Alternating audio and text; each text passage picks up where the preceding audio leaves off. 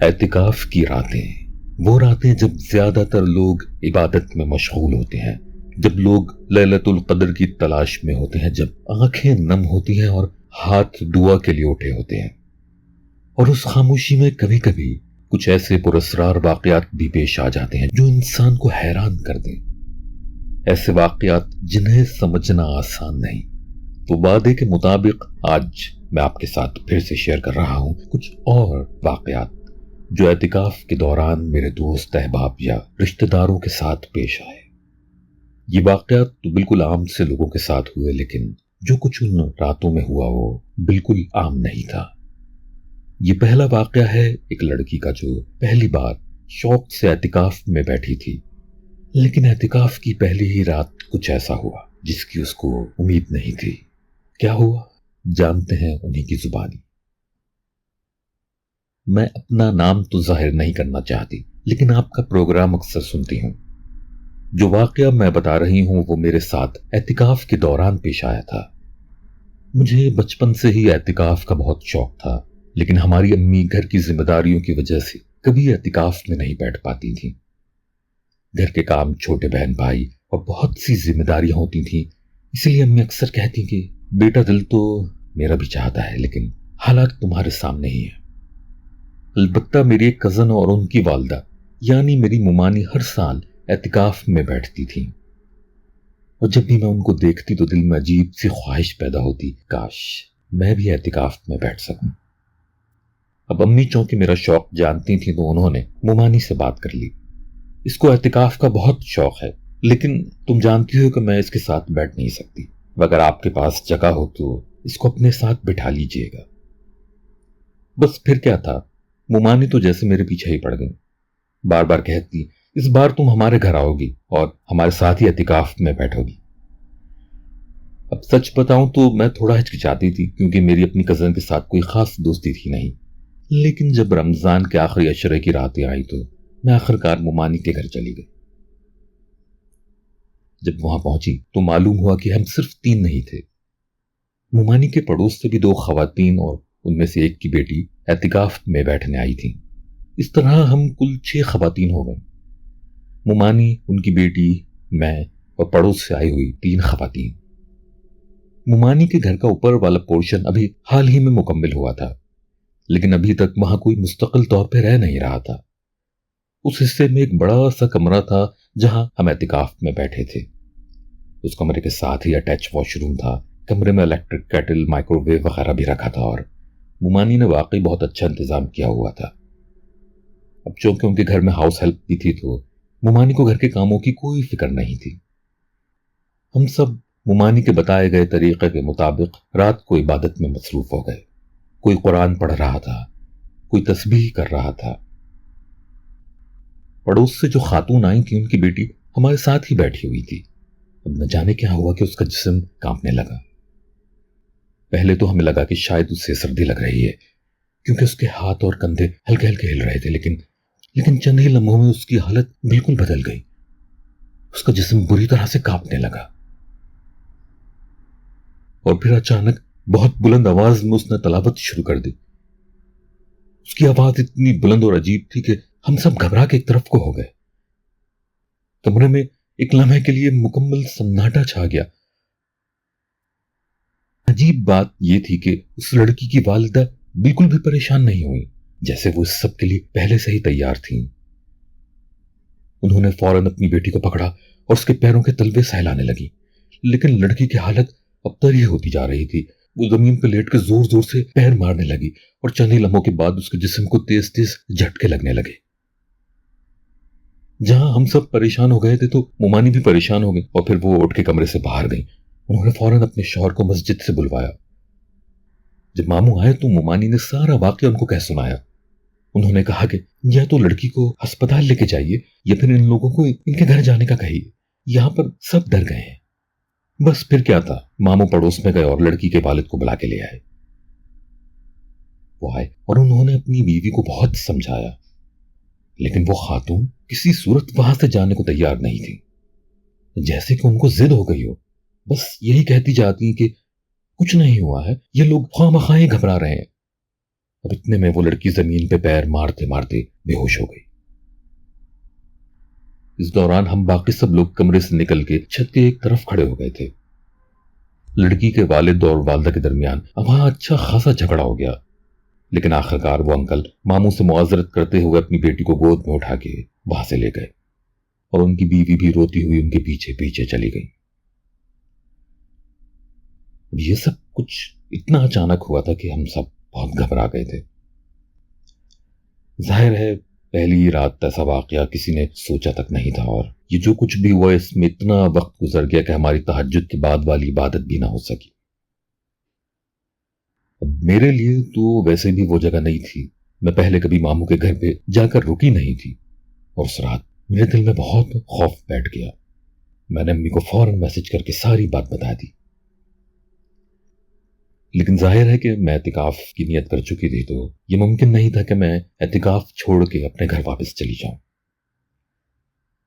امی نے بھی مجھے بہت سمجھایا اور میری کزن بھی کافی ڈر گئی تھی، تو مومانی نے فیصلہ کیا کہ ہم اوپر والے کمرے کے بجائے نیچے گھر میں کسی کمرے میں اعتکاف کریں گے۔ یوں اعتکاف تو جاری رکھا، لیکن سچ بتاؤں تو ہر رات جب سب سو جاتے تو مجھے بہت ڈر لگتا تھا۔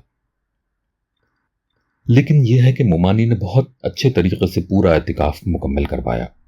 انہوں نے باقاعدہ پورا نظام بنایا ہوا تھا، کب سونا ہے، کب جاگنا ہے، کیا پڑھنا ہے، سب کچھ۔ الحمدللہ ہم نے اعتکاف مکمل کیا، اور پھر بعد میں ہمیں یہ پتا چلا کہ وہ پڑوس والے لوگ اسی مہینے وہاں کرائے پہ آئے تھے، اور اس اعتکاف والے واقعے کے اگلے ہی مہینے وہاں سے چلے گئے۔ پڑوس والی خاتون نے بعد میں مومانی سے یہی کہا کہ لڑکی کی طبیعت بس تھوڑی سی خراب ہی تو ہوئی تھی، اور آپ لوگ بلا وجہ پریشان ہوئے۔ لیکن محلے میں یہ بات مشہور تھی کہ اس لڑکی پہ جن کے اثرات تھے۔ جس گھر میں وہ لوگ کرائے پہ رہ رہے تھے ان کے مالک مکان نے بھی یہ کہا تھا کہ ان کے گھر سے اکثر چیخنے چلانے کی آوازیں آتی ہیں، اور کبھی کبھی عامل جیسے لوگ بھی وہاں آتے رہتے ہیں۔ ایک بات میں ہمیشہ سوچتی ہوں کہ ہم اس وقت اعتکاف میں تھے، اللہ کی عبادت میں مصروف تھے، اور شاید اور اسی وجہ سے جو کچھ بھی تھا اس نے ہمیں کوئی نقصان نہیں پہنچایا۔ تو یہ تھا ایک واقعہ جو ہماری بہن نے ہمیں بھیجا تھا۔ ویسے تو ایک دوسرا واقعہ میں نے آپ لوگوں کو سنانے کے لیے رکھا تھا، لیکن اس واقعے نے مجھے کافی حیران کر دیا، اسی لیے میں نے سوچا کہ آج جو واقعات آپ لوگوں کو سناؤں گا اس میں اس کو ضرور شامل کیا جائے۔ اب دوستوں سوچئے کہ آپ ایک بالکل نئی جگہ پہ ہوں، نئے لوگوں کے ساتھ ہوں، اور اچانک سے ایسا واقعہ پیش آ جائے جس کی آپ کو توقع بھی نہ ہو۔ میں تو سوچ کے ہی گھبرا جاتا ہوں۔ اب اصل حقیقت کیا تھی یہ تو اللہ ہی بہتر جانتا ہے۔ ہو سکتا ہے کہ واقعی اس لڑکی پہ کچھ اثرات ہوں، جیسے آپ نے بتایا کہ اس نے اس حالت میں تلاوت شروع کر دی تھی۔ اگر واقعی ایسا ہوا تو ممکن ہے کہ وہ جن مسلمان ہو، اور یہ بھی ہو سکتا ہے کہ وہ لڑکی کسی بیماری کا شکار ہو۔ لیکن ایک بات میں اس واقعے میں اور بھی سوچتا ہوں، وہ اس لڑکی کے والدین کے بارے میں۔ ذرا تصور کیجئے کہ ان کے دل پہ کتنا بوجھ ہوتا ہوگا۔ ایک طرف وہ چاہتے ہوں گے کہ ان کی بیٹی ایک نارمل زندگی گزارے، اور دوسری طرف ہر وقت یہ خوف بھی رہتا ہوگا کہ نہ جانے کب اس کی طبیعت خراب ہو جائے یا اس پہ اچانک سے کوئی اثر ظاہر ہو جائے۔ اور پھر جب آس پاس کے لوگ اس طرح کے واقعات دیکھ کے گھبرا جاتے ہوں گے تو والدین کے لیے وہ لمحہ اور بھی مشکل ہو جاتا ہوگا۔ یہاں ہمیں ایک بات اور سوچنی چاہیے کہ ماں باپ کا رشتہ واقعی بہت خوبصورت ہوتا ہے۔ حالات کیسے بھی کیوں نہ ہو جائیں، ماں باپ اپنے بچوں کا ساتھ نہیں چھوڑتے۔ اللہ پاک ان بابرکت راتوں کے صدقے ہمارے والدین کا سایہ ہم پہ قائم رکھے، اور جن کے والدین اب اس دنیا میں نہیں رہے ان کے درجات بلند فرمائے۔ اور جس بہن کے ساتھ یہ واقعہ ہوا تھا، اللہ تعالیٰ ان کی اور ان کے گھر والوں کی تمام پریشانیاں آسان فرمائے۔ امید ہے آپ سب نے دعا میں شرکت کر کے آمین کہا ہوگا۔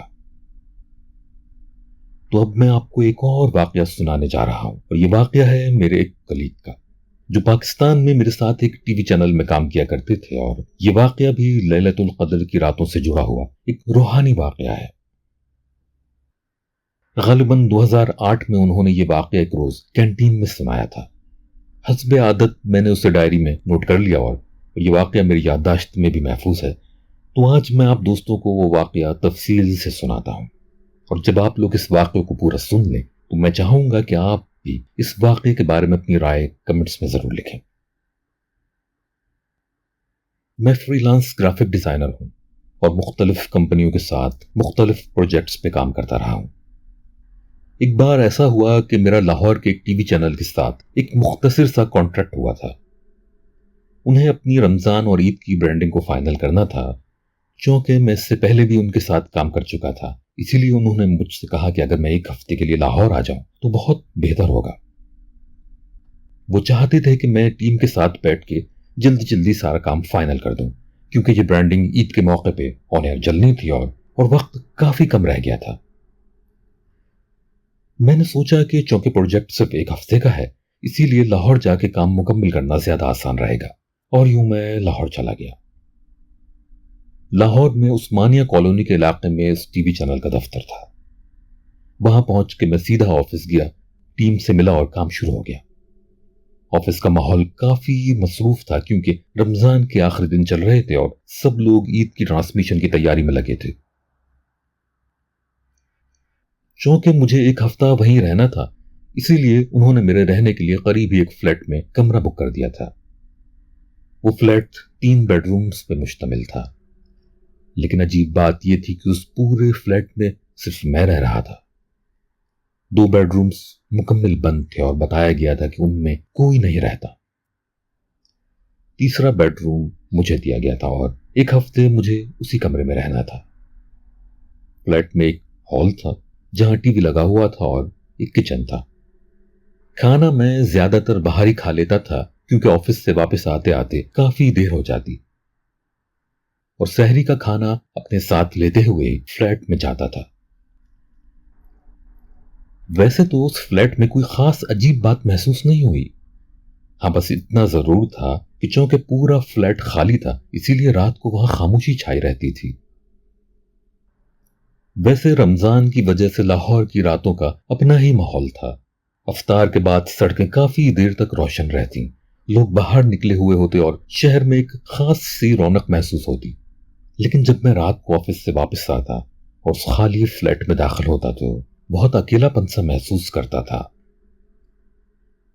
اب اتفاق سے وہ دن رمضان کے آخری عشرے کے دن تھے، یعنی وہ راتیں جن میں لیلۃ القدر کی تلاش کی جاتی ہے۔ اب میں اعتکاف میں تو نہیں بیٹھا ہوا تھا، لیکن دل میں یہی خیال تھا کہ ان راتوں کو ضائع نہیں کرنا چاہیے۔ اسی لیے جب میں رات کو فلیٹ میں واپس آتا تو کچھ دیر آرام کرنے کے بعد اپنے کمرے میں بیٹھ کے نوافل اور تلاوت کیا کرتا۔ ایک رات کچھ یوں ہوا، غالباً دوسری رات تھی، کچھ ایسا ہوا کہ جس کی مجھے آج تک سمجھ نہیں آئی۔ یوں کہیے کہ پورے ہفتے میں سے صرف 3 راتوں میں مجھے کچھ عجیب محسوس ہوا تھا، وہ بھی مسلسل نہیں بلکہ ہر ایک رات چھوڑ کر۔ پہلی رات سب کچھ معمول کے مطابق تھا۔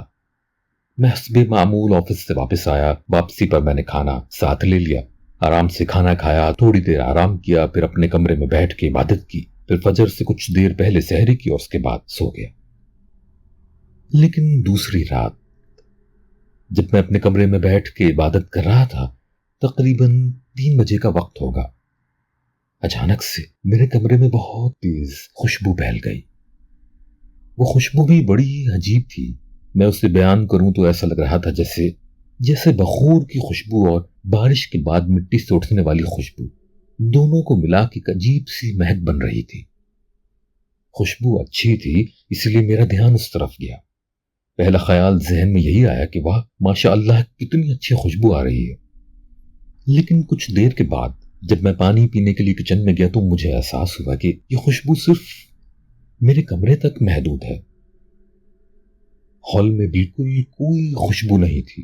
اب میں پانی پینے کے بعد جیسے ہی دوبارہ اپنے کمرے میں داخل ہوا تو وہ خوشبو پہلے سے بھی زیادہ تیز محسوس ہو رہی تھی، اور اب خوشبو اتنی تیز آ رہی تھی کہ میرے سر پہ چڑھنے لگی۔ میں نے کھڑکیاں بھی کھول دی، پنکھا بھی چل رہا تھا، لیکن وہ خوشبو کم ہی نہیں ہو رہی تھی۔ میں واقعی حیران تھا کہ یہ خوشبو آ کہاں سے رہی ہے۔ پھر میں دوبارہ تسبیحات پڑھنے میں مشغول ہو گیا اور وہ خوشبو فجر تک کمرے میں موجود رہی۔ کبھی اچانک اتنی تیز ہو جاتی کہ ایسا لگتا جیسے سر پہ چڑھ رہی ہو، اور کبھی بالکل ہلکی پڑ جاتی جیسے ختم ہو گئی۔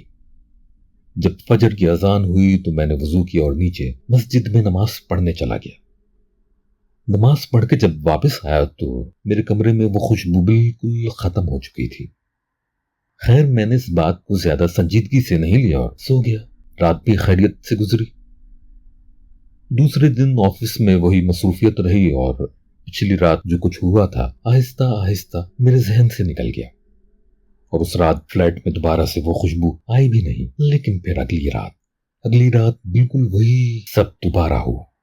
تقریباً وہی وقت تھا، میں کمرے میں بیٹھا تسبیحات پڑھ رہا تھا کہ اچانک سے وہی خوشبو ایک بار پھر کمرے میں پھیل گئی، اور اب کی بار نہ جانے کیوں مجھے تھوڑا خوف محسوس ہوا، کیونکہ بچپن سے ہم ایسے قصے سنتے آئے کہ جنات کو خوشبو پسند ہوتی ہے، اور اچانک پھر وہ سب باتیں میرے ذہن میں آنے لگیں۔ اب یوں سوچئے نا کہ میں اپنے شہر میں نہیں تھا، ایک دوسرے شہر میں تھا، ایک ایسے فلیٹ میں تھا جہاں میرے علاوہ اور کوئی بھی نہیں تھا۔ پھر ساتھ ہی مجھے اس فلیٹ کے بارے میں بھی کچھ معلوم نہیں تھا کہ وہاں پہلے کون رہتا تھا۔ پھر رات کا وقت، پھر میں نے بس دل کو تسلی دی، دوبارہ تسبیحات پڑھنا شروع کر دیا اور خود سے یہی کہتا رہا کہ شاید میں بس بلا وجہ زیادہ سوچ رہا ہوں۔ اور یوں ایک رات چھوڑ کے دوبارہ سے پھر وہی سب کچھ ہوا۔ میں نے اس بارے میں کئی بار سوچا، لیکن پھر مجھے ہمیشہ ایک ہی بات یاد آتی ہے کہ وہ خوشبو صرف اس کمرے میں ہی کیوں ہوتی تھی، فلیٹ کے باقی حصوں میں کبھی کیوں نہیں محسوس ہوتی، اور سب سے عجیب بات یہ کہ وہ بس رات کے خاص پہر میں ہوتی اور فجر تک رہتی۔ آج تک مجھے تو اس بات کی کوئی وضاحت سمجھ نہیں آئی، لیکن ایک بات ضرور ہے کہ جب بھی رمضان آتا ہے اور لیلۃ القدر کی راتیں شروع ہوتی ہیں تو مجھے لاہور کا وہ سنسان فلیٹ اور وہ 3 راتیں ضرور یاد آتی ہیں۔ اب یہ ساری باتیں سننے کے بعد میں نے اپنے دوست سے یہ کہا تھا کہ دیکھو، ممکن ہے تمہارا خوف اپنی جگہ ٹھیک ہو، لیکن یہ بھی تو ہو سکتا ہے کہ تمہارے کمرے کی جو کھڑکی تھی وہ سیدھی کسی دوسرے فلیٹ کی طرف کھلتی ہوگی، اور اگر وہاں کسی نے بخور یا عطر جلایا ہو تو اس کی خوشبو ہوا کے ساتھ سیدھی تمہارے کمرے تک آ جاتی ہوگی۔ اسی لیے شاید وہ خوشبو پورے فلیٹ میں نہیں پھیلتی تھی، بلکہ تمہارے کمرے تک ہی محدود رہتی تھی، اور چونکہ ہوا کا رخ بدلتا رہتا ہے اسی لیے کبھی وہ خوشبو تیز محسوس ہوتی ہوگی اور کبھی ہلکی۔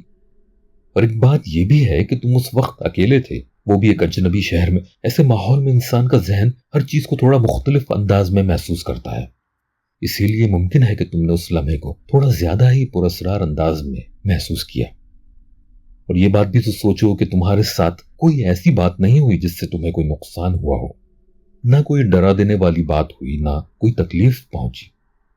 اسی لیے اگر تمہاری بات مان بھی لیں کہ واقعی وہاں کسی کا گزر ہوتا تھا تو امید ہے کہ وہ کوئی اچھی ہی مخلوق ہوگی۔ السلام علیکم۔ تو دوستو، کیسے ہیں آپ؟ میں ہوں وقاص اور آپ سن رہے تھے اعتکاف سے جڑے یہ 2 واقعات۔ ایسے واقعات سن کر یا محسوس کر کے انسان گھبرا ضرور جاتا ہے، لیکن مومن کے لیے اصل سہارا ہمیشہ اللہ ہی ہوتا ہے۔ ہمیں یہ بات نہیں بھولنی چاہیے کہ جنات کا وجود قرآن سے ثابت ہے، لیکن یہ بھی اتنی ہی بڑی حقیقت ہے کہ ان سب پر بھی اللہ ہی کا حکم چلتا ہے۔ اسی لیے ڈر کو دل پہ مسلط کرنے کے بجائے انسان کو اپنے رب سے تعلق مضبوط کرنا چاہیے۔ نماز، تلاوت، اذکار اور دعا یہ صرف عبادت ہی نہیں بلکہ مومن کے لیے حفاظت کا ذریعہ بھی ہیں۔ خاص طور پر رمضان کی بابرکت راتوں میں انسان کو اپنے دل، اپنی زبان اور اپنی روح کو اللہ کے ذکر سے زندہ رکھنا چاہیے۔ یقین کیجئے دوستوں کے واقعات اور بھی ہیں اور بہت دلچسپ، لیکن مجھے لگ رہا ہے کہ اب ویڈیو کافی لمبی ہو گئی ہے، اور اگر میں بولتا گیا تو معلوم نہیں کہاں جا کے رکوں گا۔ تو یا تو وہ واقعات اگلے سال کے لیے محفوظ رکھتے ہیں یا جیسا آپ دوست کہیں، کمنٹس کر کے ضرور بتائیے گا۔ تبلیغی جماعت والے واقعات بھی میں نے ابھی آپ کو پورے نہیں سنائے، لیکن یہ وعدہ ہے کہ وہ بھی بہت جلد آپ کے ساتھ ضرور شیئر کروں گا۔ تو اپنے اس دوست اور بھائی کو اپنی دعاؤں میں یاد رکھیے گا، اور ویڈیو کو لائک کرنا نہ بھولیے تاکہ یہ ویڈیو آسانی سے مزید دوستوں تک بھی پہنچ سکے۔ ساتھ ہی اپنے دوست احباب کے ساتھ یہ ویڈیو شیئر کرنا نہ بھولیے۔ تو انشاءاللہ بہت جلد دوبارہ ملاقات ہوگی۔ اپنا بہت خیال رکھیے گا۔ اللہ حافظ۔